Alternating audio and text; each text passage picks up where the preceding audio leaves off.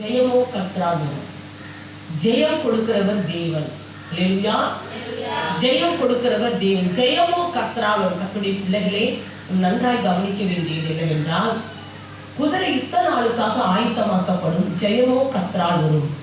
நம் ஜெயத்தை கொடுக்கிற எவ்வளவு ஆயத்தமா நாம் இருந்தாலும் எல்லாம் நிறைய போட்டிகள் நடந்து கொண்டிருக்குது. கபடி போட்டி, ஓட்டப்பந்தயங்கள், விளையாட்டு போட்டி, இதெல்லாம் நடந்து கொண்டு எல்லா போட்டியிலும் கலந்து கொள்கிற ஒவ்வொரு தனிநபரும் பிராக்டிஸ் பண்ணுவார்கள். போட்டியில ஜெயிக்க வேண்டும் என்பதற்காக இரவும் பகலும் ஓட்டப்பந்தயத்திற்கு ஓடிக்கொண்டு பிராக்டிஸ் எடுப்பாங்க.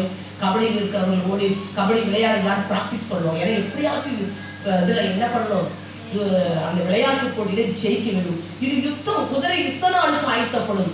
யுத்தம், சண்டைகள் நடக்கும் பொழுது குதிரை தன்னுடைய கச்சோல வைத்துக் கொள்ள வேண்டும். தன்னை மீறுதல் அடையக்கூடாது. குதிரை ஓட்டுகிறவருடைய குதிரை படை இருந்தால் அந்த படைக்கு அவருடைய நபருக்கு கீழ்ப்படிந்திருக்க வேண்டும் என்பதற்காக அந்த குதிரை தன் கண்ட்ரோல் எங்க போகணும், எவ்வளவு தூரம் வேகமா எப்படி போகணும், ஸ்லோவா எப்படி போகணும், எப்படி வளைஞ்சு போகணும், எவ்வளவு திரும்பி போகணுன்றதுக்காக யுத்தத்துக்காக ஆயத்தப்பட்டு கொண்டு இருக்கிறது. அல்லேலூயா. குதிரை யுத்த நாளுக்காக ஆயத்தமாக்கப்படும். ஆனால் எவ்வளவு ஆயத்தம் குதிரைக்கு ஆயத்தம் கொடுத்து எப்படி ஜெயிக்க வேண்டும் என்பதற்கு பலவிதமான பிராக்டிஸ் கொடுத்தாலும் ஜெயத்தை கொடுக்கிறவர் யார் என்று சொன்னால் நமது கர்த்தராகிய ஆண்டவராகிய இயேசு கிறிஸ்து தான். அல்லேலூயா. ஆண்டவராகிய இயேசு கிறிஸ்து ஜெயம் கொடுக்கிற தேவன். அல்லேலூயா. ஜெயம் கொடுக்கிறது. எவ்வளவு நீ பிராக்டிஸ் பண்ணாலும், எவ்வளவு நீ ஆயத்தப்பட்டாலும், ஆனால் ஜெயத்தை கொடுக்கிறவர் நிறைய தான தர்மங்கள் எல்லாம் செய்தார். ஏழைகளுக்கு நாம் படி அளந்தால், இல்லாதவர்களுக்கு நாம் கொடுத்தால் நாம் தேவனுடைய ராஜ்யத்திலே பிரவேசிக்கலாம் என்று சொல்லி அநேகர் தான தர்மங்கள் எல்லாம் பண்ணுவார்கள். அல்லேலூயா. அநேகர் ஏழை மக்களுக்கு கொடுத்தால் நாம் தேவனுடைய ராஜ்யத்தை சுதந்திரிக்கலாம் என்று சொல்லி அநேகர் ஏழை மக்களுக்கு சில பொருட்களை கொடுப்பார்கள். வயோதி நடத்துகிற அந்த முதியோர் இல்லத்துக்கு உதவி செய்வார்கள், அனாதை இல்லத்துக்கு உதவி செய்வார்கள். இதெல்லாம் ஒரு ஆயத்தம். அல்லேலூயா. எவ்வளவு நீ பிரயாசப்பட்டு நல்லவன் போல இருந்தாலும் இந்த உலகத்திலே ஜெயத்தை கொடுக்கிறவர் இயேசு. இயேசு கிறிஸ்து இல்லாமல் ஒரு மனிதனாலே தேவனுடைய ராஜ்யத்தை சுதந்திரிக்க முடியாது. கொர்நேலியு தேவனுடைய மனுஷன். அப்போஸ்தலர் 10ஆம் அதிகாரத்தில் வாசிக்கும் போது கொர்நேலியு என்று ஒரு பயபக்தி உள்ளவன், தேவ பயபக்தி உள்ளவன், அநேக தான தர்மங்கள் செய்து கொண்டு உண்மை உத்தம மனத்தோடு கடவுளுக்கு முன்னாடி பயபக்தியோடு நடந்து கொள்கிறார். கடவுள் யார் என்று தெரியாது, ஆனால் கடவுள் இருக்கிறார் என்ற நம்பிக்கையிலே அவர் பயபக்தி உள்ளவரால் அநேக தான தர்மங்களை செய்து கொண்டிருந்த ஒரு தேவ மனிதன் கொர்நேலியு என்ற மனிதன். அல்லேலூயா. அவருடைய தான தர்மங்கள் தேவனுடைய சமூகத்தில் எட்டினது. கர்த்தருடைய பிள்ளைகளே, யார் என்ன செய்து கொண்டிருக்கிறோம்? ஒவ்வொரு நபரையும் தேவன் கவனித்துக் கொண்டிருக்கிறார். ஒரு தனிப்பட்ட நபர் எப்படி நடக்கிறோம், யாருக்கு உதவி செய்கிறோம், யாரிடத்தில் அன்பு செலுத்துகிறோம், நம்மளால் இயன்ற உதவி என்ன? பைபிள்ல வேதம் சொல்கிறது, நாம் இந்த உலகத்தில் பெரிய ஸ்தானத்தை எதிர்பார்ப்போம், உயர்ந்த ஸ்தானத்தை எதிர்பார்ப்போம். ஆளுகை செய்ய வேண்டும், சபையை ஆளுகை செய்ய வேண்டும், மனிதருக்கு முன்னாடி மேன்மையா இருக்க வேண்டும். அல்லேலூயா. மனிதருக்கு முன்னாடி உயர்ந்த இடத்துல இருக்க வேண்டும், மேன்மையாக இருக்க வேண்டும், அதிகாரம் செலுத்த வேண்டும், நாம் சொல்லுகிறதை நீங்களாம் கேட்க வேண்டும் என்று எண்ணங்கள் நம் மனதிலே இருக்கிறது. ஒவ்வொரு மனிதனுக்கும் மேன்மையான இடத்தை, ஒவ்வொரு மனிதனும் உள்ளத்தில் ரொம்ப பேர் ஆசைகள். நாம தான் தலைவர், நாம தான் ஹெட்டா இருக்க வேண்டும், நாம தான் முதன்மையான இடத்துல உட்கார வேண்டும், நாம இந்த சபை முழுவதும் நமக்கு கீழ்ப்படிய வேண்டும். ஒவ்வொரு மனிதனுக்குள்ள இவ்வளவு ஆசைகள் இருக்கிறது. ஆனா வேதம் சொல்லுகிறது, பரலோகத்தில் ஒருவன் பெரியவனாய் இருந்தால் பூலோகத்திலே அவன் பணிவிடக்காரனாய் இருக்க வேண்டும். அல்லேலூயா. கர்த்தருடைய பிள்ளைகளே, பரலோக ராஜ்யத்திலே நாம் பெரியவாக இருக்க வேண்டும் என்று சொன்னால் பூலோகத்தை பணிவிடை செய்கிறவர்களாக இருக்கிறோம். பணிவிடை வேலையை யாரும் விரும்ப மாட்டார்கள். பணிவிடை செய்வது பிறருக்கு பிடிக்காது. பணிவிடை என்று சொன்னால் வெறுப்பார்கள். அல்லேலூயா. பணிவிடையை யாருக்கும் பிடிக்காது, பணிவிடை செய்வது பிடிக்காது. பைபிள்ல ரூத், நகோமி, அல்லேலூயா. நகோமி அம்மா தன்னுடைய பிள்ளைகள் இறந்து விட்டார்கள், கணவன் இறந்து விட்டார்.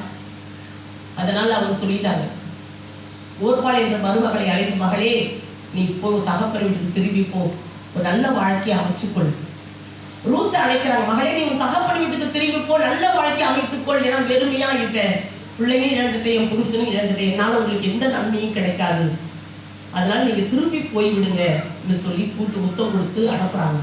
ஆனால் ரூத் என்ற ஒரு சகோதரி அவர்களை பார்த்து சொல்லுகிறார்கள், நான் உங்களை விட்டு போக மாட்டேன், அல்லேலூயா, நான் உனக்கு பணிவிடை செய்வேன், நான் உனக்கு பணிவிடை செய்வேன்.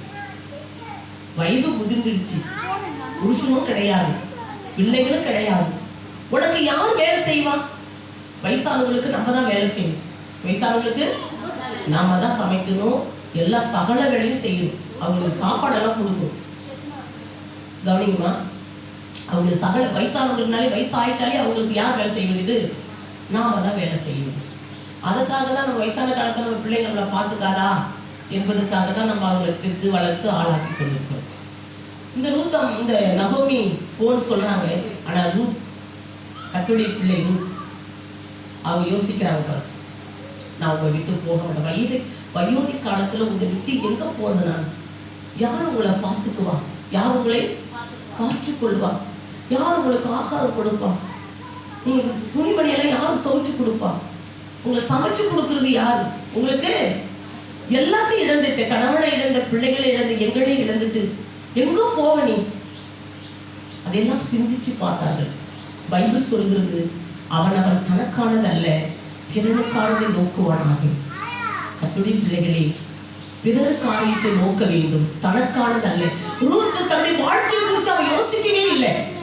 நமக்கு இளம் வயது, சின்ன வயது, நமக்கு ஒரு வாழ்க்கை வேணும், நமக்கு குழந்தை வேணும், நம்ம வீடு வாசல் கட்டணும், நம்ம சொத்து சேர்க்க வைக்கணும், தன்னை குறித்து எதையுமே நினைக்கவில்லை ரூத்.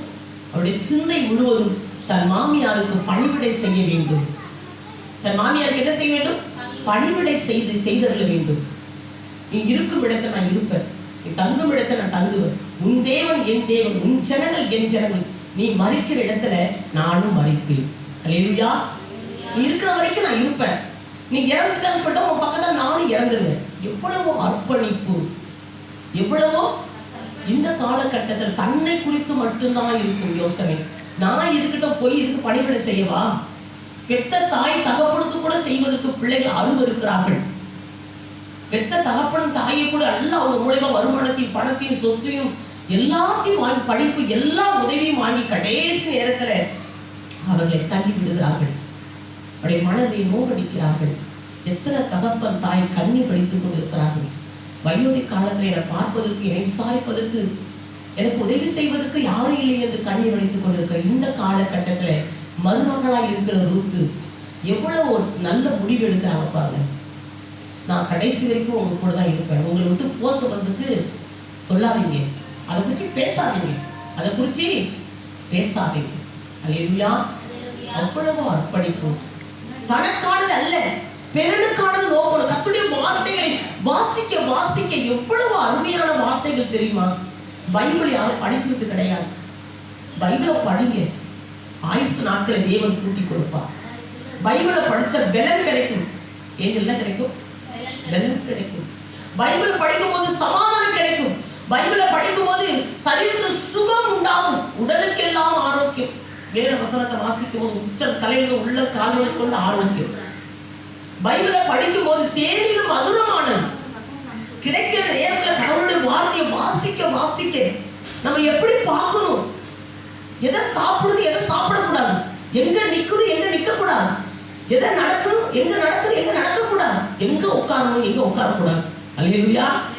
எங்க உட்காரணும், எதை பார்க்கணும், எதை பார்க்கக்கூடாது, எல்லாமே வேதத்தில் இருக்கிறது. அல்லேலூயா. ஏன் அநியாயத்தை சகிக்க கூடாது, ஏன் நஷ்டத்தை பொறுக்கக்கூடாது? ஒரு கண்ணத்தை அறிந்தால் மறு கண்ணத்தை கொடு, ஒரு மைல் தூரம் நடக்க சொன்ன 2 மைல் தூரம் நட. தீமையோடு மட்டும் எதிர்த்து நிற்காதே. அல்லேலூயா. தீமையோடு எதிர்த்து, தீமையான மனிதர்களோடு கூட நாம் எதிர்த்து நிற்கக்கூடாது. கர்த்தருடைய பிள்ளைகள் தீமையோடு கூட எதிர்த்து நிற்கக்கூடாது.